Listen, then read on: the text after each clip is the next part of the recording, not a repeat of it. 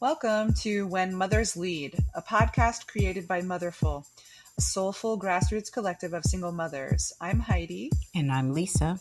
and we will discuss how you can be a part of this movement and what the world will look like when mothers lead.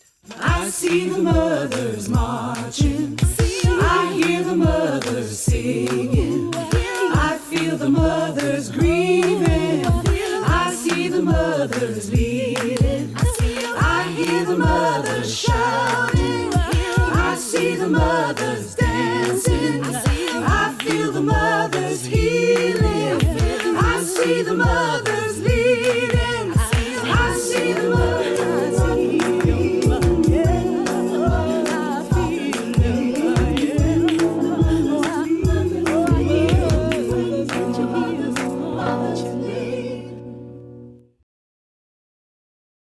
Yay! Welcome everyone to When Mothers Lead, and today we are talking to a very beloved guest, one of the collective members of Motherful here in Columbus, and she is a single mom of two, also a powerful poet, among other beautiful things, and her name is Stevi Knighton. We're also known as Dear Miss Stevi on all platforms. So welcome, Stevi. Thank you for coming. Thank you so Welcome. much for inviting me. I feel honored to be here, truly, truly, truly. I have a great deal of Yeah, respect we and love, admiration for what you do. thank you. Ditto, same, right back at you. Thank So Yes. we just wanted to bring on some moms throughout our podcast journey who we know are really making a difference in the community. So many moms are, and we've loved having you perform with us and be with us in the collective. And so maybe we can just start out by you sharing about yourself, a little bit more about Yeah, yourself. who's Stevie? you. Sure. This is a question. So in my day job, I interview people right now. I've been in recruiting for a long time, but right now I interview pilots for a private aviation company, and I have to ask them to tell me about themselves all the time. And you would think that it would be such an easy question, and now I'm on the other side, and I'm like, oh, oh gosh, where do I begin? So it What all do I say? started back in 1984. Where No, do you begin? right. So I I've been writing since I was 9, and I've been performing since I was 16. I am a Columbus native. Nice. I went to East High School, so I like to say, the East Side raised me and made me. But Yes. I went to school in Fisk University, went to Philly pursuing graduate school, and actually met my now ex-husband. And we got pregnant with my Where were you first. studying? I got a degree in English and mass communications, and I thought I was going to be like the next Oprah for some time. Yeah. And then I determined I wanted to specifically make a Still difference in the time. community. Yeah, I was like, I'm gonna, be a journalist, or I don't know, but I really wanted to make a difference, and I started looking more into nonprofit work. So we wanted to ask you, Stevie, because we're talking about mothers who lead and the leadership of mothers, we wanted to know how motherhood has shaped your leadership and how your leadership has shaped your motherhood, and also how that kind of ties into your art. Absolutely. So the word that comes to mind is courage. Um, Really, in terms of, because it takes courage, I think, to lead. I think oftentimes women are not chosen, selected, brought up in this society to understand what leadership looks like and have the ability to shape that according to who they are and their experience.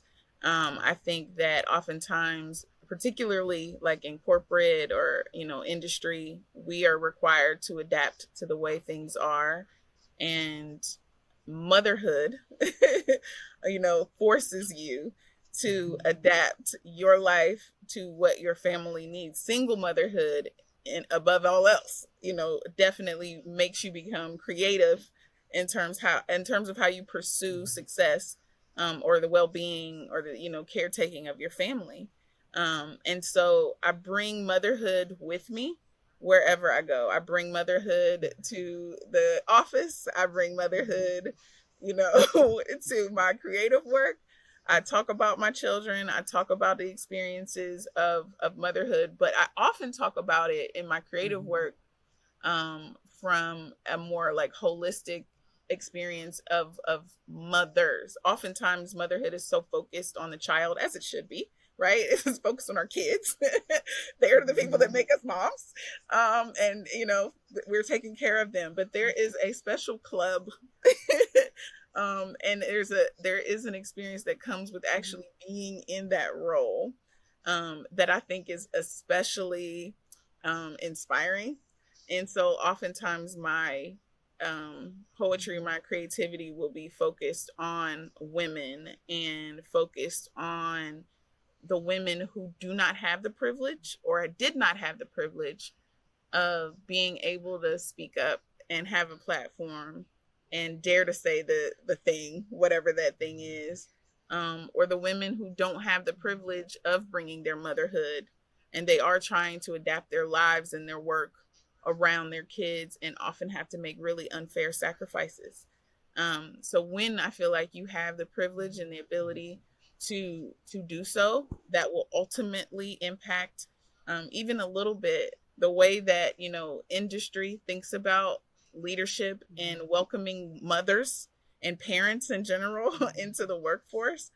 I think it's like a duty. Like I have to. I bring my motherhood to work with me so that the other folks, the other younger folks, the other women, the other moms, who seek me out. Honestly, I have a few people at work that seek me out, just to be able to talk to me about what they're juggling. And I'm like, I understand. And I have moms that I reach out to, like, listen, they're 13 and 14. I don't know how you got them to 20 and 21, because I'm struggling. So, I mean, no leader is really gets where they are without that community. So, I mean, leading to me really means you're in touch and supporting your community. It has to be from that place, for sure. Love that. Yeah. So speaking of poetry, did you bring any to share with us today? I did. There was one I liked, because it just, this one, like I said, is mom focused, meaning it's not focused like on, because I could say all kinds of things about my children. You know what I mean? Like, just they're funny, they're amazing. So I've written little things about them, kind of for them.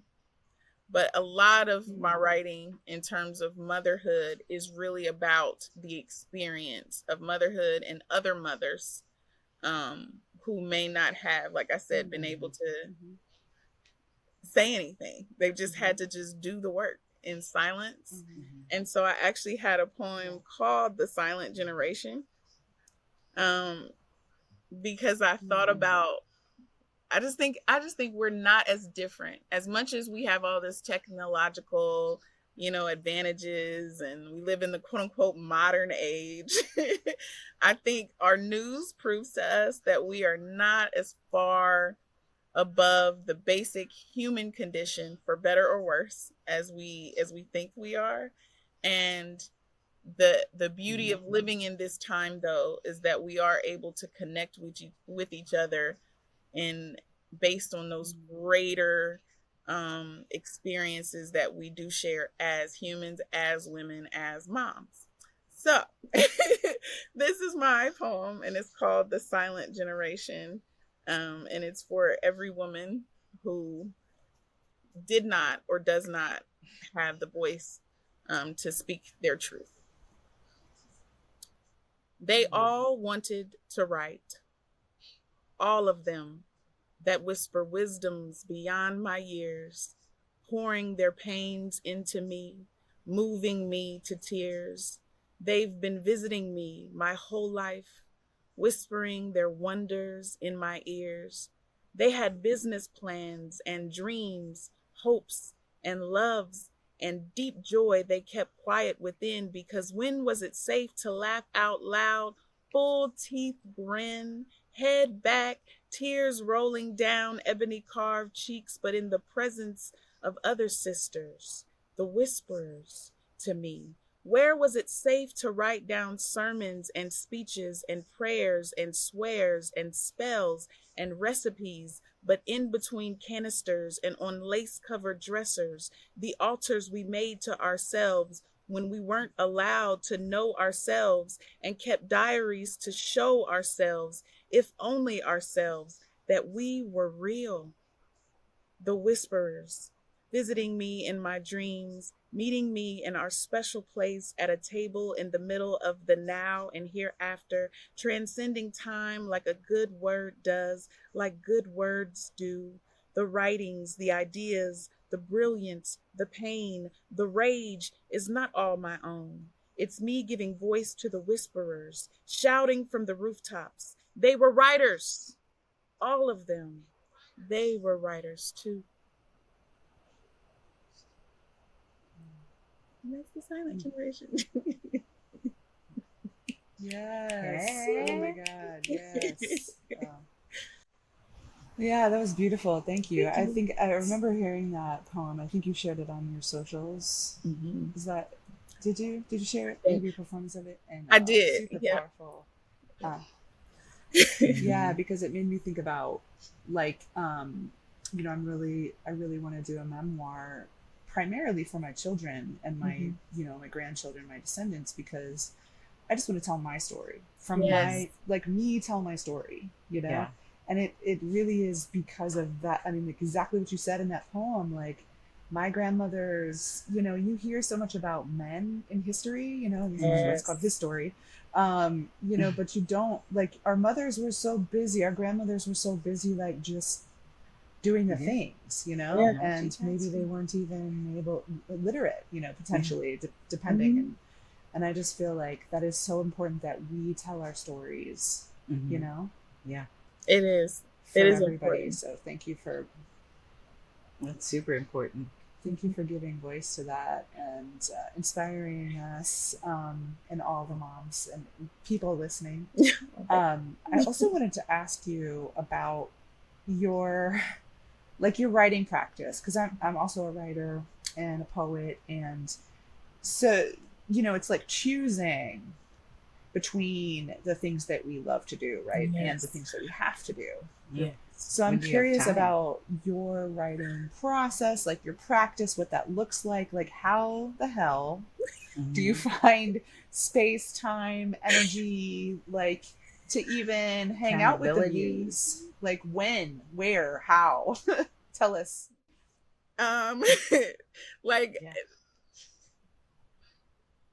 Oh goodness, because I'm like astonished, like, oh dang, when do I find the time? I have to think about that for myself.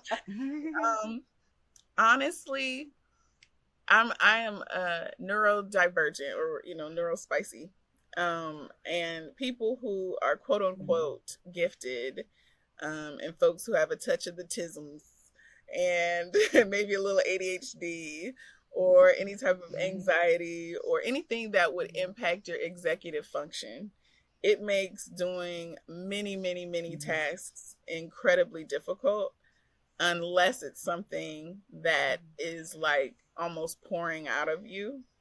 And there have been many times where I've not been able to write or to do much of anything else but survive in my life. Like just me and the kids ate, fed is best.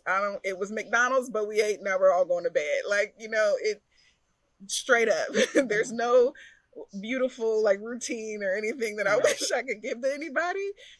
It comes back to that word courage. Right. Because I think nobody talks about, like, when it comes to production, especially as a creative, it is messy. It is not this, I mean, for some, maybe it is. For some, it might be this beautiful practice. And then some might like listen to this, like my fellow poets might be like, girl, you need to get a practice and you need to get it together. And I'm open to that feedback.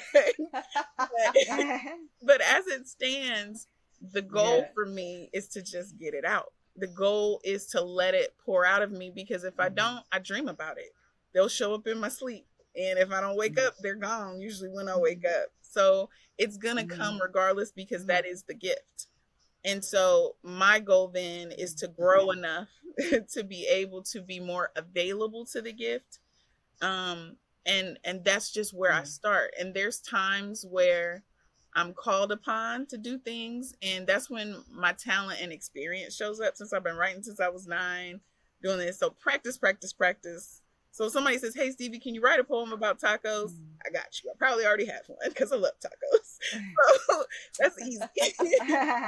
But the gift, what makes the poems that are transcendent, the ones that actually have the impact that any artist would hope that their art has, are the ones where the gift was uninhibited. And so I say, any writer, any person with any kind of gift, find the place, find the the tool to allow you to let the gift come pouring out of you, because then it doesn't feel like effort. It doesn't feel like the work that our brains, especially as a neurospicy person, avoids. So when I look at it like work, when I start seeing it that way, it becomes harder to do. When I just look at it like it's going to come out, like I'm just letting it out, it becomes cathartic, and it becomes a gift not just for others, but also for myself. So maybe in a nutshell, I would just say, be open to and stay in the flow of the gift. The play. Yes. I love that so much. That's awesome. I'm taking notes over here, for real. I wanted to ask you. I want to ask you about your mom. Oh, yay! And how? Tell us some stories about your mom and how she shaped you into the person you are. Oh, absolutely. I love this. Nobody gives me the opportunity to talk about my mama.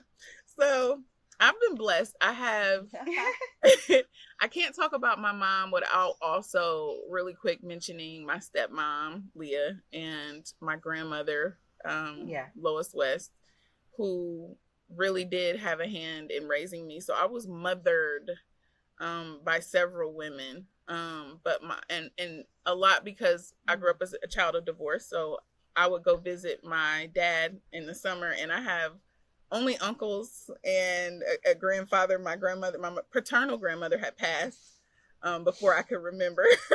So when I was out there, I was really like, it was me and a bunch of guys. And Leah was my dad's longtime girlfriend before they were married. And so and they didn't live together or anything, like when they were dating at first. And so I would oftentimes escape to her house to be with her and my sister Portia, and then my little brother that came along later. So they were my respite, And then my grandmother, when I was home, throughout the school year, was there when my mom was working, and my mom worked a lot as a single mom. So, but the beauty of my mom, just if I talk about her, we're very close still. And she was just absolutely my hero. Just absolutely, she could do no wrong. Butter wouldn't melt in her mouth. She told me, I believe, my mom, I think, jokingly, to amuse herself, told me like she was a virgin, like when I was a kid, no, mommy didn't do anything. And I believed her right up. Of course my mom didn't do anything. Squeaky clean. Right, squeaky clean, a saint. And so the ways that she was one of those women when I was growing up as her only daughter, that she did not want me to worry about being a mom. She didn't want me to worry about getting married or any of that. And I was very much the little girl, like, I'm going to be a princess and marry a prince and have 10 children. And, and my mom's like, no, my mom was a police officer in a former life. And before she had children, she raised her nieces and nephews along with my grandmother. So she was very independent anyway, very much. She named me Stevie because she knew she wanted an S name, but she said she had a vision that I would be like a doctor, and it would be a white coat ceremony, or I would discover the cure for something, and there'd be this big conference and all these white dudes in white coats, and they would announce my name, Dr. Stevie Griffin, and people, Griffin is my maiden name, and they would be expecting some man to walk out, and she said, then out would step this beautiful black woman. And it would shock everybody. I was like, okay. And I hated my name. Oh, I hated my name for a long time. But it really does work for me now, and I kind of see her vision. I'm like, I did my BA, I don't know if I'm gonna ever get a MD, BDS, PhD. I don't know if that's in my future. But it definitely does still surprise people when they meet me or they see me. But she was very much that. She had these plans for me. She wanted me to, she never wanted my gender, and she was always extremely open. Was so blessed that I did not grow up in a household that was, we believed in God, but we were allowed to explore, and we believed in the full expansion. We didn't believe that, we were better than, or that if you had a certain sexuality or gender or any of those things was wrong. I was fully brought up to be accepting and loving of everyone, which is a blessing. But she never wanted me to believe that anything would stop me or keep me from accomplishing anything. And after I had children, I wrote her, she would tell you this, I wrote her this letter because our relationship was strained at one point. As close as we were, it was strained. And I remember it's because, and this was the last straw, she had walked into my house. I know everybody can feel this.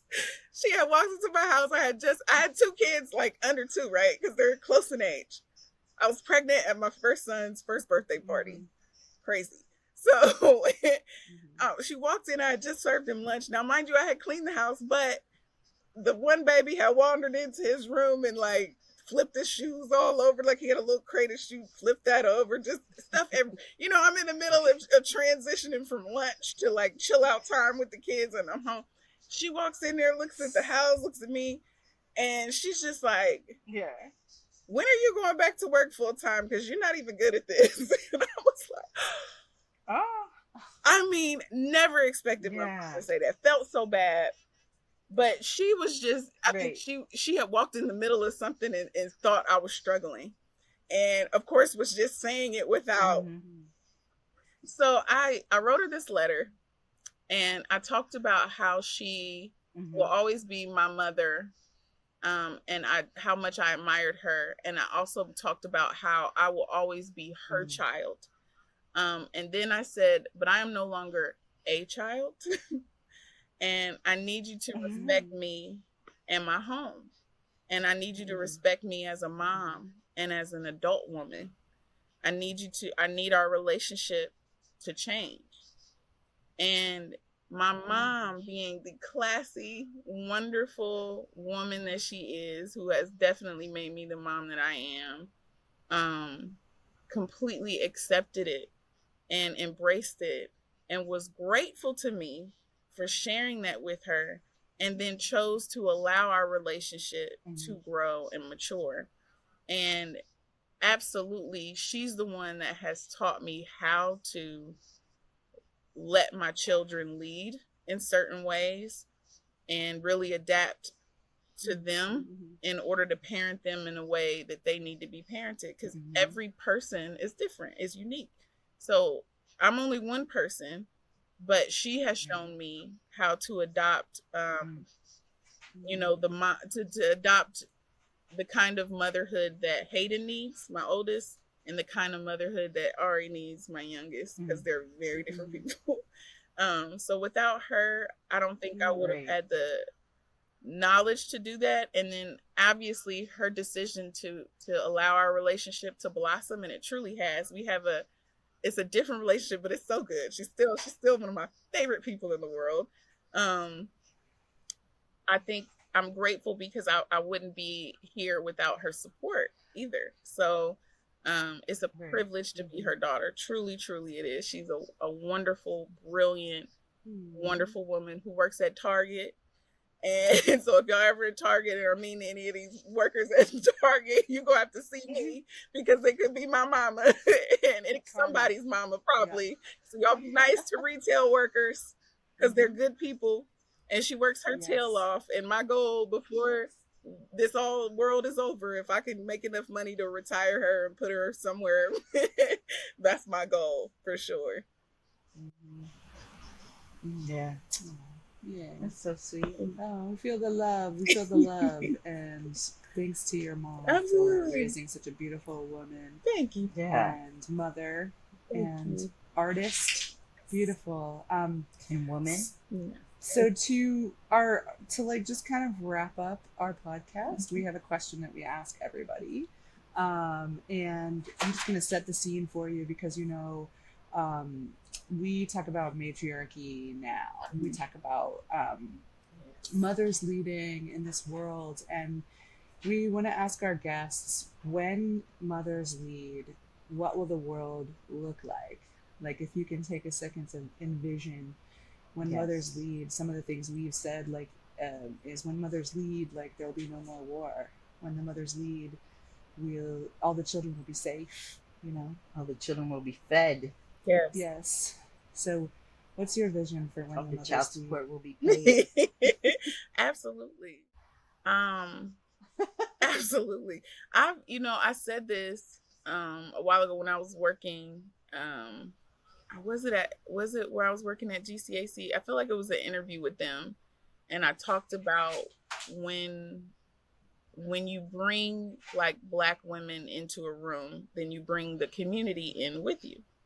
And I have found that to be the same thing for when you bring a mother into a room, you bring the community with you. And this is for better or worse in some cases, of course, depending on what your politics are. But I believe the vast majority of women, particularly women in any kind of marginalized, community in our greater society, have a firsthand understanding of the necessity to be creative in getting your needs and your children's needs met. And then beyond the differences that we have, I think motherhood and being a woman or a person that identifies as a woman, being in touch with that feminism, I really do truly believe there is a different energy, a different vibe, a different understanding of the world that does come with being a woman, especially being a mom. So when you consider all of that, I think it would be impossible for women to be in leadership and then also have the poverty, homelessness, greed, imbalance, injustice that we see. I think it's instinctual, even when women are mothers, not necessarily by birth, but by heart. I think it's instinctual to lend your power to the greater good and recognize that you truly do receive personal reward when you make the best decisions for everyone, because you are included in that everyone. And I think motherhood in particular makes that very clear. You have to learn how to feed yourself so that you can feed your baby. You have to learn, how to show up when you don't feel like showing up, because it benefits the needs of something and someone beyond yourself. So you can't help but to take that forward with you. I think that there was definitely a time in the world and in many indigenous communities where women were in leadership, and that was the norm. And I think that we saw a lot of change the world over in a negative way when certain politics, ideologies, religions, etc., took foothold and convinced a few people that they were better and they should be in charge and solely them. And I just don't believe that was the ultimate goal of why people are here, whether we believe in a greater deity or not.